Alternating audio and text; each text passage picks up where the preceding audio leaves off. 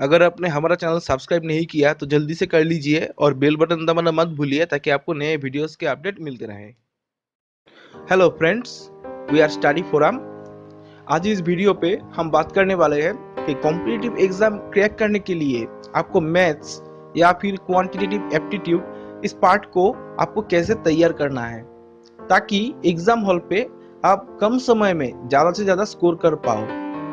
ठीक है, देखिए पहले ही मैं आपको सॉरी बोल लेता हूँ क्योंकि मेरा हिंदी उतना अच्छा नहीं है, लेकिन मैं जो बोलने की कोशिश कर रहा हूँ आप वो समझने की कोशिश कीजिए। ठीक है, देखिए आपने कभी ऐसा सोचा है कि आपको नौकरी मिलने के लिए आपको एग्जाम ही क्यों देना पड़ता है? मतलब दूसरा भी कोई प्रोसीजर हो सकता था। आपको पहले प्रिलिमिनरी एग्जाम देना पड़ता है, आपको वो क्रैक करना पड़ता है, उसके बाद आपको मेंस एग्जाम देना पड़ता है। आप अगर मेंस एग्जाम क्रैक कर लिए तो आपको इंटरव्यू देना पड़ता है और इंटरव्यू में आप अगर पास हो जाए तो आपको नौकरी मिलता है। आपने सोचा है कि ऐसा प्रोसीजर क्यों है? देखिए, जो लोग कॉम्पिटिटिव एग्जाम लेते हैं जैसे कि IBPS, staff selection commission, LIC, railways, insurance और स्टेट गवर्नमेंट पीएससी, वो सब यही चाहते हैं कि मैं जिसको नौकरी दूंगा उसका इंस्टेंट नॉलेज, कॉमन सेंस ये सब कैसा है, और ये परखने के लिए ही एग्जाम का प्रोसीजर ऐसा है। ठीक है, आप ये दो वर्ड ध्यान में रखिए, हर टाइम याद रखिए कि कॉमन सेंस और इंस्टेंट नॉलेज।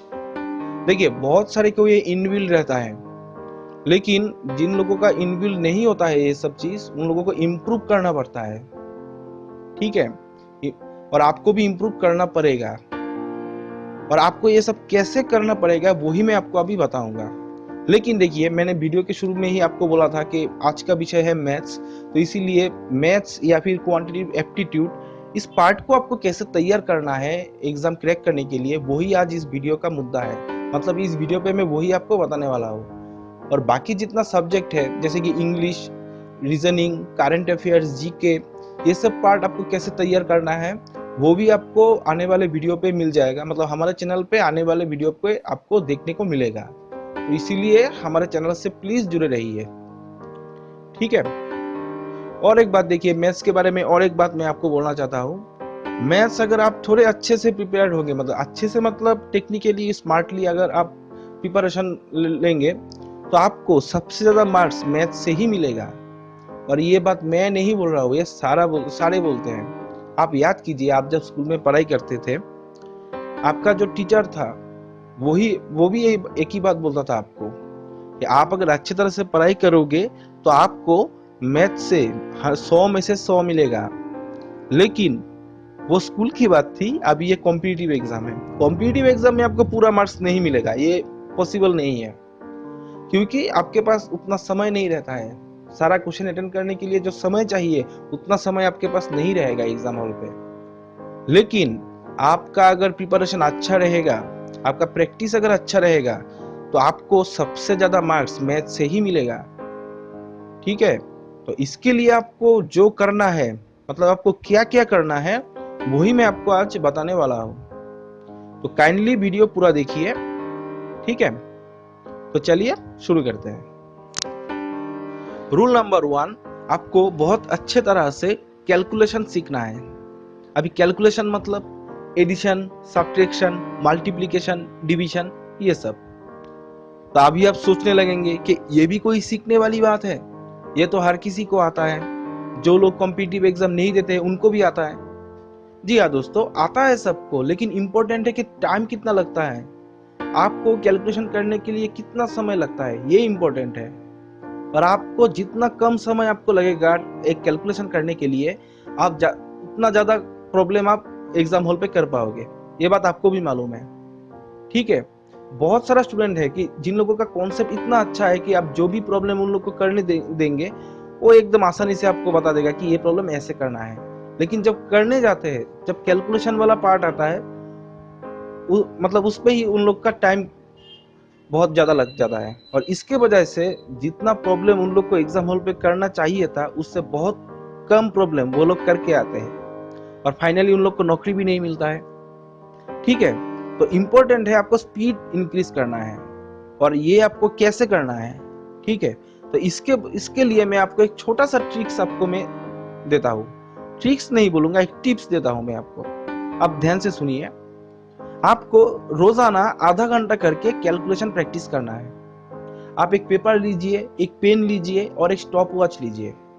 ठीक है, आप स्टॉप वॉच में आधा घंटा का एक टाइम स्लॉट लीजिए और आधा घंटे के अंदर आपके मन में जो भी नंबर्स आता है आप पेपर पे लिखिए और कैलकुलेशन कीजिए।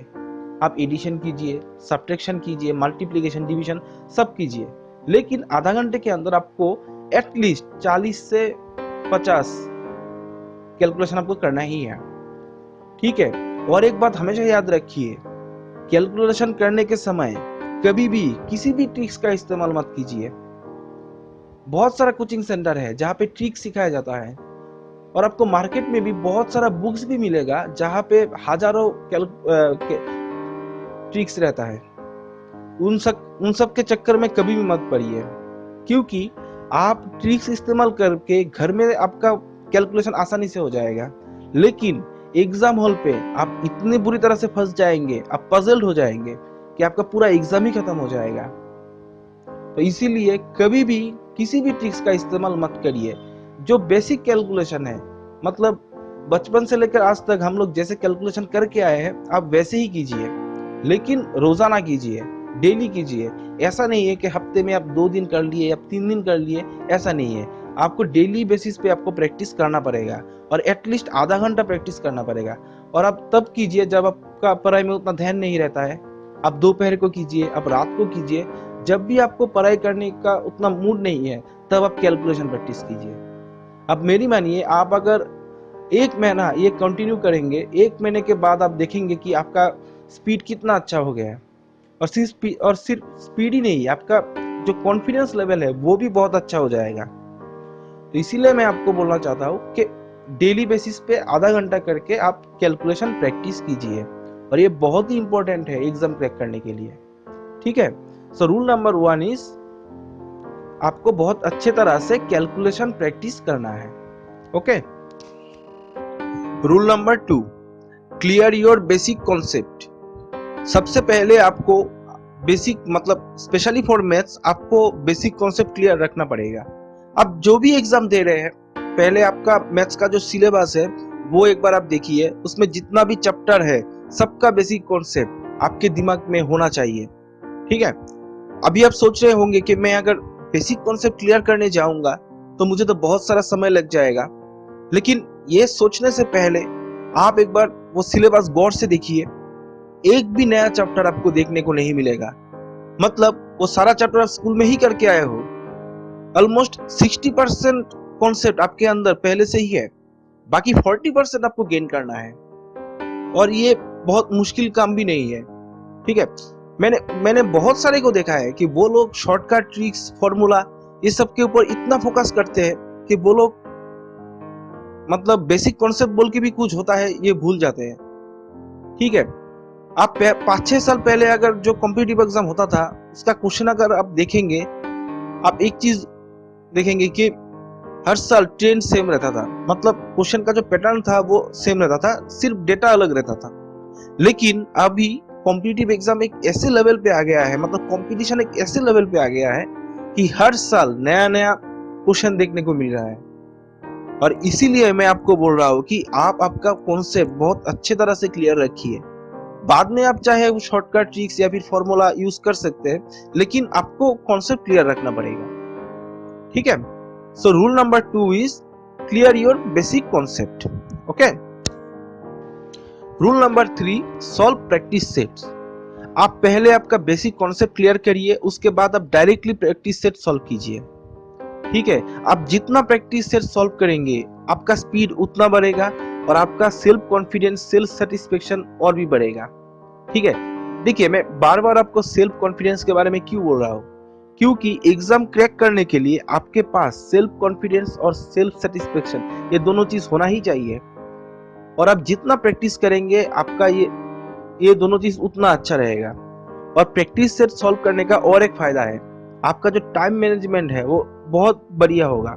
टाइम मैनेजमेंट जैसे कि मानिए आपका एक टाइम फ्रेम है कि इस टाइम के अंदर मुझे मैथ्स कंप्लीट करना है, और इस टाइम के अंदर मुझे रीजनिंग या फिर इंग्लिश कंप्लीट करना है, ठीक है। और ये टाइम फ्रेम आपको सिलेक्ट करना ही पड़ेगा, और ये तभी हो पाएगा जब आप प्रैक्टिस सेट सॉल्व करोगे। और specially for maths, reasoning and English, ये 3 सब्जेक्ट के लिए आपको बहुत सारा प्रैक्टिस सेट सॉल्व करना पड़ेगा।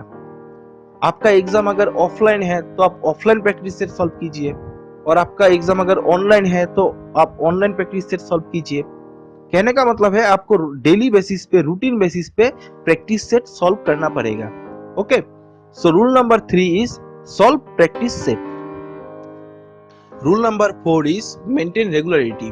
जी हाँ दोस्तों, आपको ये सब चीज मैंने रूल नंबर 1 से लेकर रूल नंबर 3 तक जितना रूल्स आपको बताया है, ये आपको डेली बेसिस पे करना पड़ेगा, ठीक है। देखिए, कॉन्फ्यूज मत हुई, पहले आप आपके रूटीन पे आप कैलकुलेशन को रखिए, मतलब आप डेली कैलकुलेशन कीजिए, आधा घंटा करके डेली कैलकुलेशन कीजिए।